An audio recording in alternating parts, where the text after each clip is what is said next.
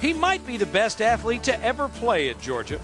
He was an All-American baseball player and the runner-up for the Heisman Trophy in 1946. But when he was recruited out of high school, Charley Trippi didn't have a lot of choices. I weighed only 160 pounds out of high school, and I came to visit Georgia, and they offered me a scholarship, but I was turned down prior to that by 4 different colleges.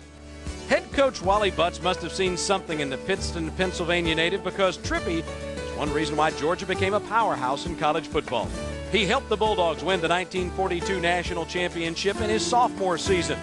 Trippi was named the Rose Bowl MVP after replacing an injured Frank Sinkwich, who won the Heisman that year. He rushed for 130 yards in that 9-0 win over UCLA. Expecting to be the featured back as a junior, there were other plans for Trippi. Like so many other young men, he answered his country's call to arms. We all signed up in the reserve in 1942, and then after the season we were called into service, and of course we all went our way. Trippi, though, did not get called overseas and was actually able to play on several service football teams before his discharge after the war, when it ended in 1945. But when he got back to Athens, Butts had made a change. The Bulldogs were now running the T formation. I've always been a single-wing tailback until I went back to Georgia in '45, and it took me a couple of games to get acclimated to the style and what made it click. You know, there's certain things you have to adapt to in the T formation to be effective, and I had to work real hard at that because it was completely a new way of football for me.